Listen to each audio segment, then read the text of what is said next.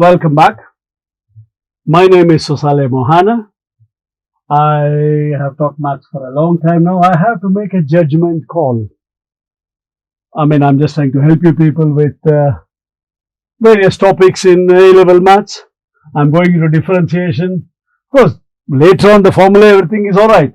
But the concept is where every teacher, not only me, will be in a dilemma.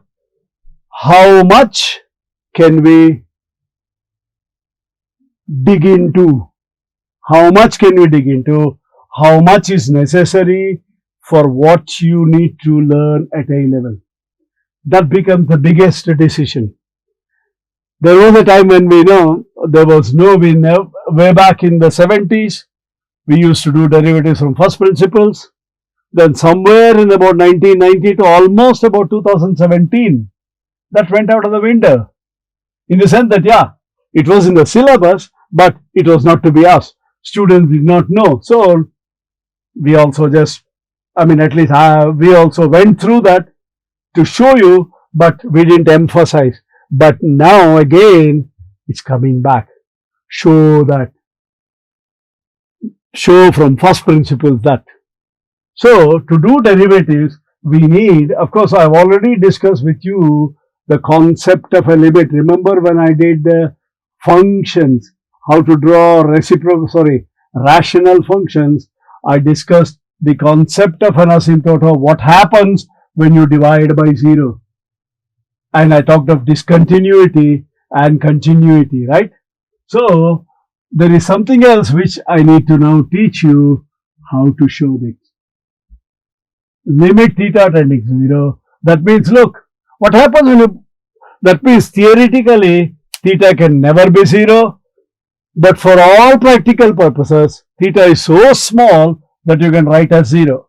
But then sine 0 is 0, theta is 0 by 0, 1. No, that's the beauty of this, because this theta can never be 0, so that can never be 0, that can never be 0, but the ratio is 1. Remember, we talked of, in fact, we talked the other way around. Remember the, oblique asymptote. X was going to infinity, y was going to infinity. X was never infinity, y was never infinity, but the ratio tended to be 1. Same way, sine theta can never be 0, but it's going to be very, very small. Theta can never be 0, it's going to be very, very small.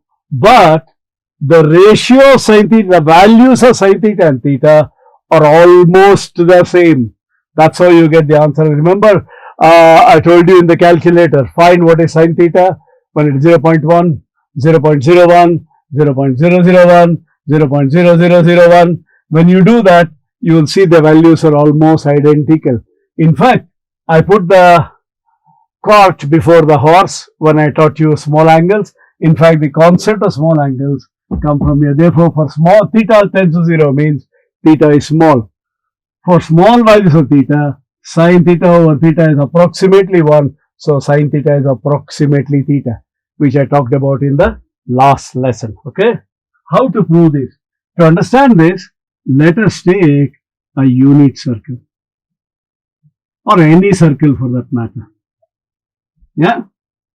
Let's say this is O, that is A, okay? And then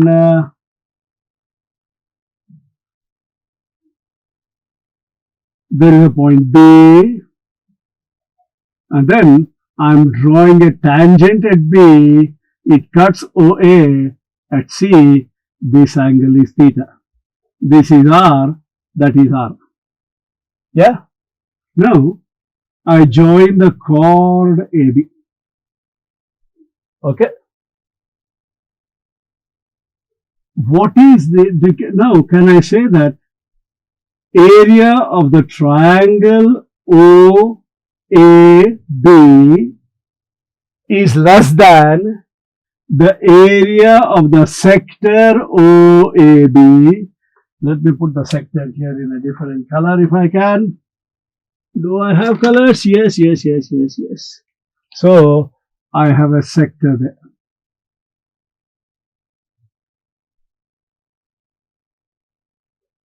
And then I have a I don't have a red now. Oh, I don't have a green.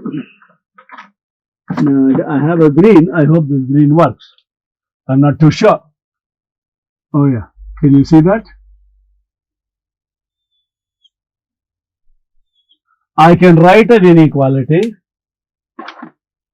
that area of triangle OAB is less than area of sector OAB is less than area of triangle OBC.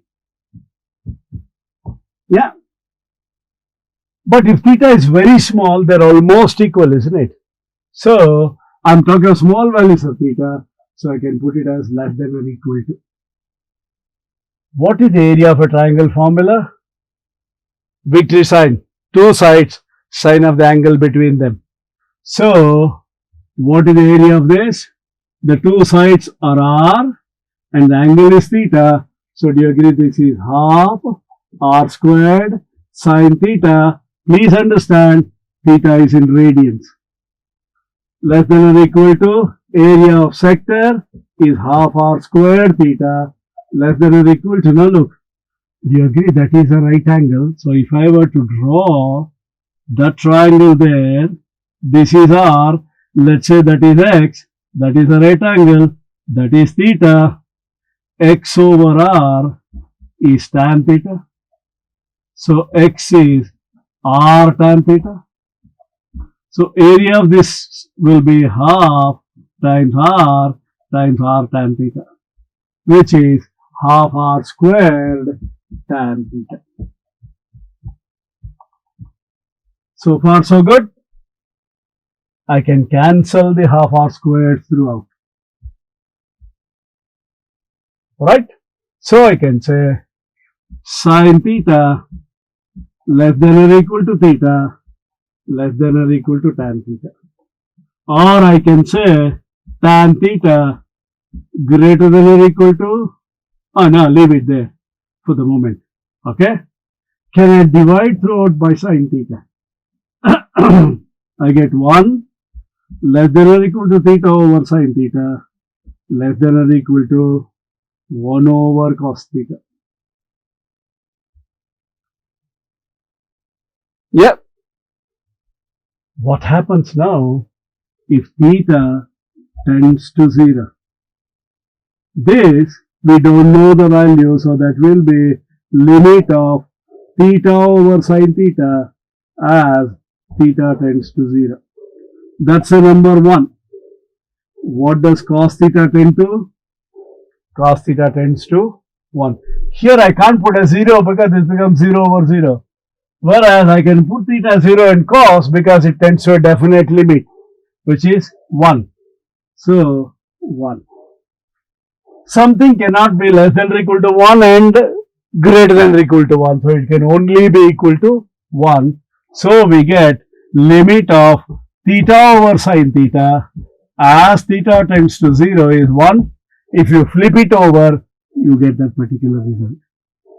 Incidentally, you don't have to know how to prove this result, but I am doing it because I am going to use that later on in the next couple of lessons when I want to do derivatives from first principles.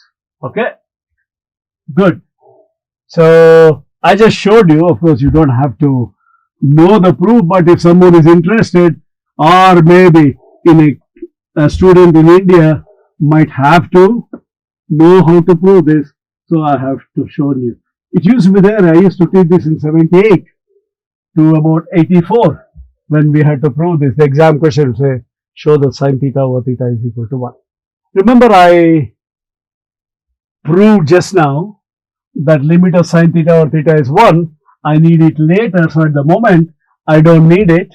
Now I'm starting at the next topic, which is going to be topic 6. Oh, at last we have moved forward, called differential calculus or differentiation.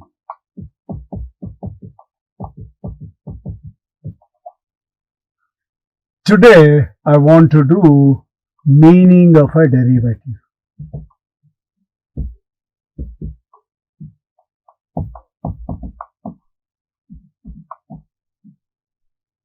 Alright? To understand what's a derivative, let's assume this is a curve like this. Some curve. It's always easier to take a graph like that. Suppose there's a point P at its x coordinate is A, right? And then let's say this is y is equal to x squared and x squared, a squared. There is a point Q which is, let's assume that is the A plus H. So Q's coordinates are A plus H and A plus H the square. Then I want you to find gradient of PQ.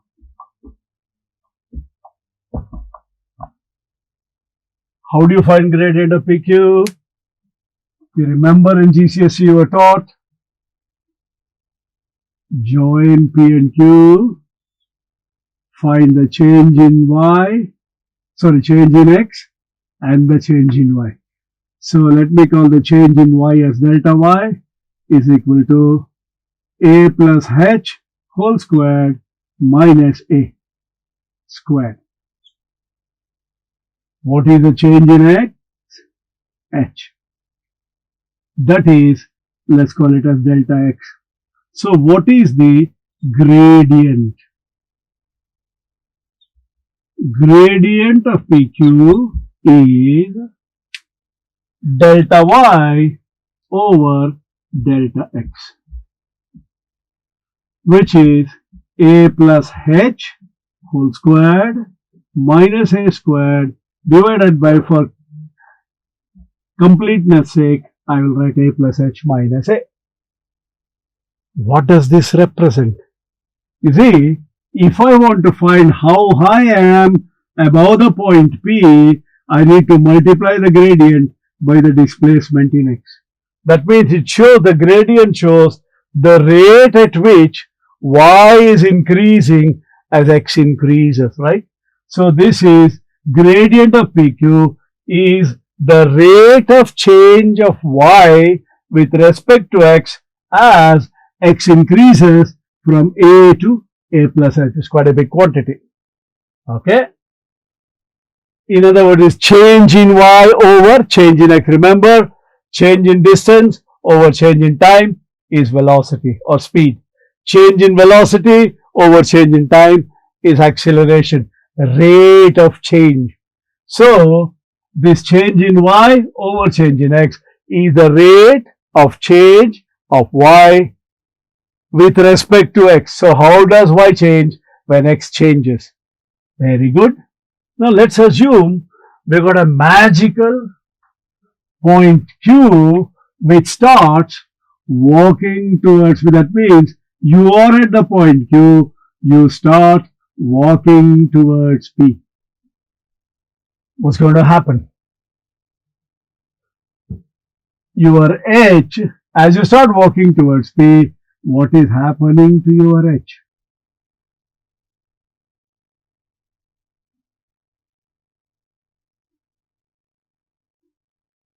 Your H, that much, H will tend to 0. Right? But what will happen to the line PQ? I don't know whether you can figure out. I'll draw a couple of lines. That will be one line PQ. That will be another line PQ. But ultimately, when Q is very close to P, I end up getting that line. Oops, sorry. That line. Which happens to be the tangent. In other words, as P approaches Q, H will approach 0 and the chord PQ becomes the tangent PQ. So, the gradient, what will this gradient become? Remember in your GCSE you were taught, you had a curve, and if you want to find the gradient, you draw the tangent, then you find the change in y and change in x, right? Depending upon how nicely you draw the tangent, you approach it. And so therefore, this as, that means limit as p approaches q, it will become gradient of tangent, which is nothing but rate of change of y with respect to x for very small changes in x. H tends to 0. So the change in x is very, very small. How does y change? If x increases from 10,000 minus 42 minus 420 to 10,000 minus 419, how will y change? Even then it's not an exact answer. So it's, in other words, we are looking at the rate at which y changes with respect to x for infinitely small changes in x. Infinitely small changes. That's very important. Then that is the limit of delta y by delta x as delta x tends to 0.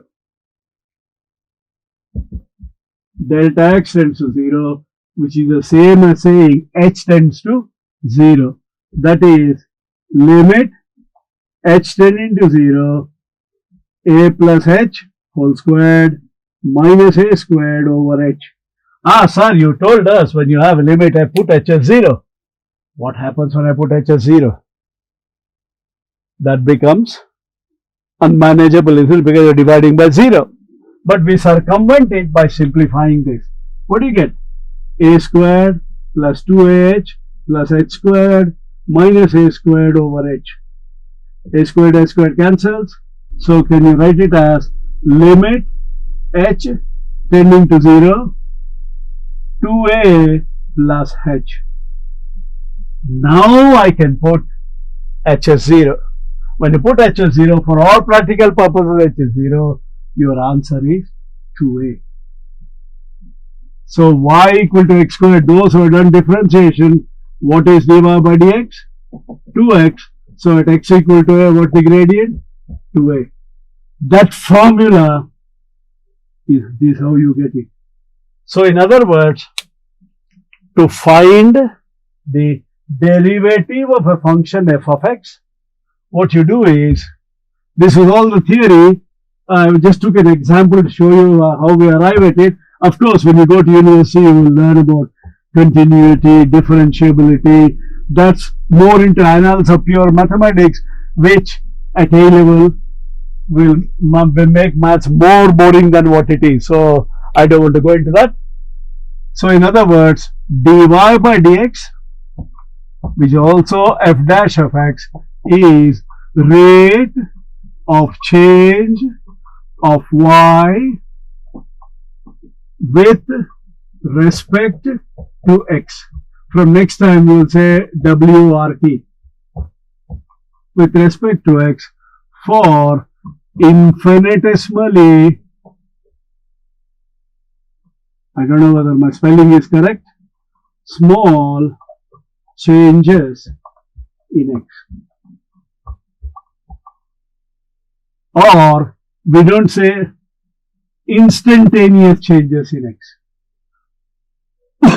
And f dash of x equal to limit h tending to 0, f of x plus h minus f of x divided by h. This is the fundamental definition of a derivative. This dy by dx is called the derivative of y with respect to x. Remember, you can't cancel d and say y over x. Dx is an operator. D over dx indicates you are finding rate of change of y with respect to x. If I say d over dt, you are finding the rate of change of whatever it is with respect to t. If you say dx by dy, You're finding rate of change of x with respect to y for small changes in y. Okay? But you can't cancel the d's and say y over x. No, that doesn't work. It's a whole term dx. It's an operator. But you see, in the previous case, in that example, I went from here to there for p, somewhere there, okay? But so I could also do like this. Suppose I have a curve, let's say there's a curve like that. I want to find the gradient at x equal to a. I'll consider a point P which is a minus h, and I'll consider a point Q which is a plus h. Then I allow P and Q to both of them to approach. So in other words, h tends to 0 both from the left and from the right. In this case, you realize it is f of a plus h minus f of a minus h and 2h. So depending upon the question, we use this definition as well. Limit h tending to 0, f of x plus h minus f of x minus h over 2h. Especially when we want to find derivatives of trigonometric functions, it's useful to use this. So I will take up examples in the next lesson, how to find derivatives from first principle. So a derivative is nothing but gradient of a tangent or rate of change of y with respect to x for very small changes in x. I'll stop at that stage. I'll see you next time. Bye-bye. Hello. I want to take this opportunity to propose a vote of thanks. I would like to thank Vivid Innovations Private Limited and Commerce Forum for so generously giving up their studio and the facilities and the services of their technicians to record all these videos for free. I think that needs to be acknowledged and appreciated. Thank you very much. And my special thanks to Mr. Nitin Mahadevappa, Mr. Nishant Guruswamy, and Mr. Sadan Kumar DN for all their help and assistance in getting these videos ready, uploaded and launched. Thank you very much.